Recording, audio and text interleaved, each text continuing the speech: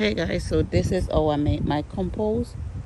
When we cut the lawn, this is what we use to make our compost. We use the grass that we cut in the front yard and we make our compost. So guys, stay tuned. I'm gonna walk you through the compost process and how it breaks down.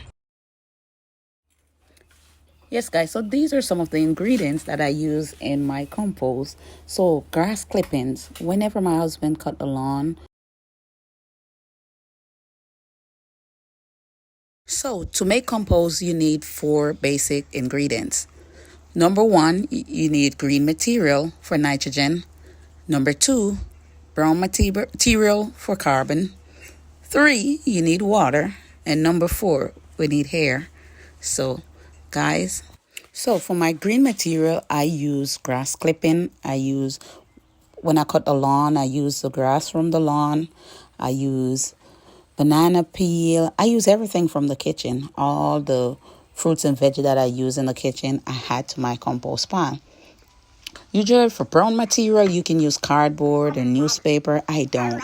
I use the autumn leaf. Whenever the leaves are dry, I use the dry leaf for my compost. I put everything in and they stay there, break down. You can use coffee grounds. You can use a lot of other stuff you can use, but this is what I use. So I use the green grass clippings. When I cut the lawn, I throw it in a trash can and I put it there, let it break down. I had water and I keep adding stuff from my kitchen every day or every other day because I usually use fruits and veggie. So every day I bring something out from the kitchen and add to it. So this is one of the one that's already breaking down. This is what it looks like after you had your water, and those are all the kitchen scraps: pineapple, orange, onions, garlic, you name it. I had it in there, peanut shells, everything I put in there, and it stayed there and it breaks right down. Usually if you look in there, there's stuff growing. A lot of time I come out here and I look in there and I take garlic out and plant them in my raised bed. Sometimes the cabbage growing, I take them from the compost pile and go plant them in the raised bed. So it stay there and break right down. So this is what it looks like whenever it's breaking down. And you need all that good bacteria to help it breaks down. So sawdust is a good thing to use, a good brown material. Sawdust is good. You can use cardboard if it doesn't have paint on it. That also can use that. If you have a newspaper, not the shiny type, the ones without the chemical on there, you can use that. So for me, I always have two piles of compost going. I have one that I keep adding stuff to, and I have one that's already partially break down that I keep spinning every day. Every day I make sure I turn it around. I stir it with a shovel. I make sure I mix it in good. It's in a trash can, so usually it's hard to get down in the bottom. So once a week I'll throw it out on the ground and I'll stir it, mix it real good, put it back in the trash can. Had a little water in there, but it keeps it really hot inside the trash can and help it breaks down faster. And these are stuff that I'm adding to it on a daily from my kitchen.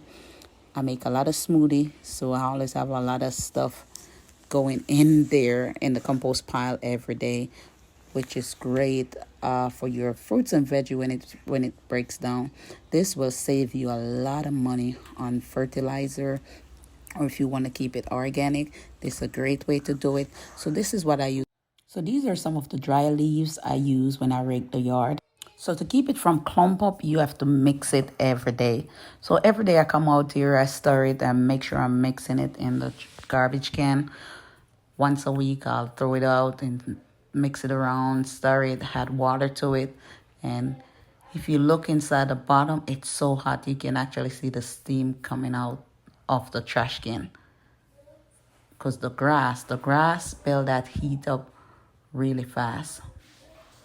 With grass, it breaks down really fast. So you have to make sure you stir it and mix it every day. So I come out here and I mix it every day. Because I don't want it to get, sometimes you have it and you take it up and it's like in a clump. You don't want it like that. You want it to be as moist as can be. And I also add cow manure to it. As soon as it breaks down, I add cow manure to it. So this is what it looks like, the older one. This is my first compost pile. It's the first compost I've ever made because I am a new gardener and I just learned all this and I'm trying to implement all this in my life. So this is my first compost and I am pleased with the outcome.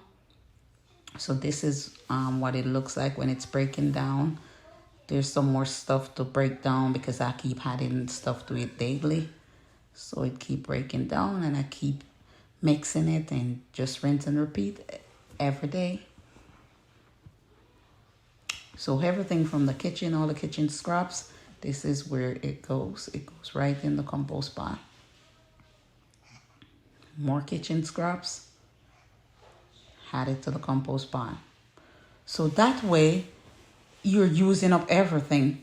Even all this that we used to put in the garbage, we don't do it no more. We had it, and everything has its own use.